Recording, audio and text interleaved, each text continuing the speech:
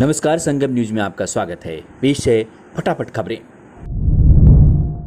प्रधानमंत्री नरेंद्र मोदी के नेतृत्व में दूसरी बार एनडीए की बनी सरकार को 30 मई को 2 साल पूरे हो रहे हैं। इन सब के बीच प्रधानमंत्री नरेंद्र मोदी की कैबिनेट में खाली जगह को लेकर एक बार फिर चर्चा तेज हो गई है।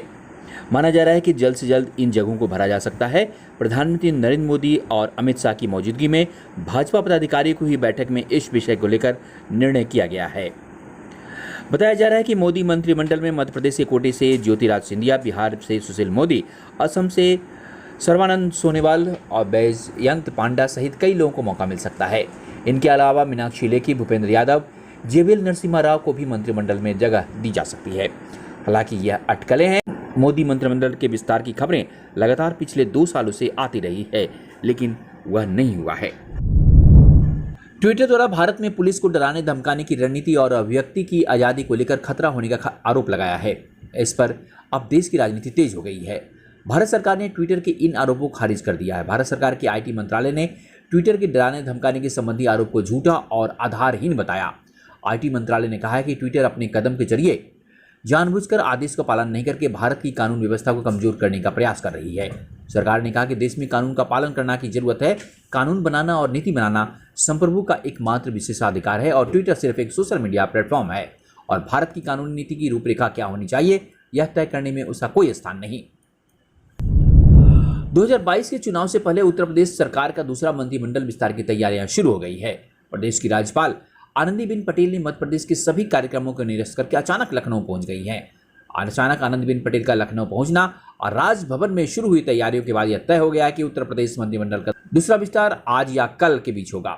मंत्रिमंडल विस्तार का समय और तारीख अभी फाइनल नहीं किया गया है, लेकिन तैयारियां शुरू कर दी गई है। मीडिया की खबरों के अनुसार पूर्व आईएएस ए.के. शर्मा को डिप्टी सीएम बनना तय है। वहीं केशव प्रसाद मौर्य को उत्तर प्रदेश के भाजपा की कमान सौंपते हुए ओबीसी चेहरे के साथ भाजपा चुनाव में जा सकती है। एलोपैथी के खिलाफ रामदेव की कथित आपत्तिजनक टिप्पणी पर जारी विवाद के बीच अब एक और विवादास्पद वीडियो सामने आया है, जिसमें योग गुरु उन्हें गिरफ्तार किए जाने की मांग पर प्रतिक्रिया व्यक्त करते हुए कह रहे हैं उनका बाप भी उन्हें गिरफ्तार नहीं कर सकता। सोशल मीडिया पर चल रहे अरेस्ट रामदेव ट्रेंड का जवाब देते हुए उन्होंने कहा, शोर मचा रहे हैं कि रामदेव को गिरफ्तार करो। कभी कुछ चलाते हैं तो कभी कहते हैं कि ठग रामदेव, कभी महाठग रामदेव, कभी गिरफ्तार रामदेव। चलाते रहते हैं, उनको चलाने दो। मजाक बनाते हुए योग गुरु कहते हुए सुनाई दे रहे हैं, अरेस्ट तो खैर उनका बाप भी नहीं कर सकता रामदेव बाबा को। भारत के गणतंत्र और आन बान की शान, जिसकी प्राचीर से प्रधानमंत्री स्वतंत्रता दिवस पर देश को संबोधित करते हैं, जहां शान से देश का तिरंगा लहराता है, उसे कब्जा कर अस्थायी धरना स्थल बनाने का प्लान था। लाल किला हिंसा की चार्जशीट में दिल्ली पुलिस ने बड़ा खुलासा किया है। लाल किले पर कब्जा करने की साजिश थी। कब्जा करके नई प्रोटेस्ट साइट बनाने की साजिश रची गई थी। 26 जनवरी को देश को शर्मसार करने का काम किया गया है। इस घटना को लेकर खुलासा और अपनी चार्जशीट में दिल्ली पुलिस ने यह कहा है। प्रधानमंत्री नरेंद्र मोदी ने राष्ट्रीय डिजिटल स्वास्थ्य मिशन की समीक्षा के लिए एक उच्च स्तरीय बैठक ली। इस दौरान प्रधानमंत्री ने स्वास्थ्य मिशन के कार्यों में तेजी लाने का निर्देश दिया। पश्चिम बंगाल के चक्रवात याद से प्रभावित क्षेत्रों में राहत कार्यों के लिए 1000 करोड़ रुपए के अनुदान की घोषणा के अलावा मुख्यमंत्री ममता बनर्जी की घोषणा की कि महामारी के मद्देनजर राज्य में लगाए गए प्रतिबंध अगले 15 दिनों तक जारी रहेंगे। सूचना और प्रसारण मंत्रालय ने पत्रकार कल्याण योजना के तहत कोविड-19 से जान गंवाने वाले पत्रकारों के परिवारों को सहायता प्रदान करने के लिए एक विशेष अभियान शुरू किया है। इसके तहत पत्रकारों के कुल 67 परिवारों को 5-5 लाख रुपए की आर्थिक मदद की सरकार ने मंजूरी की है।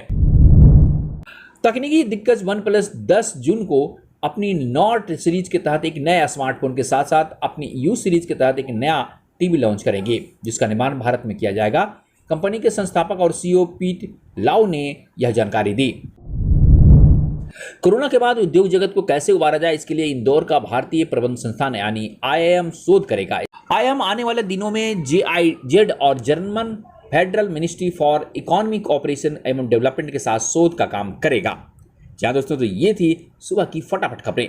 अगर आपने हमारे चैनल को सब्सक्राइब नहीं किया है तो सब्सक्राइब कीजिए, नोटिफिकेशन बेल भी बजाइए, ताकि देश दुनिया की खबरों के साथ ऐसे तत्कालिक खबरें आपको यहीं मिलेगी।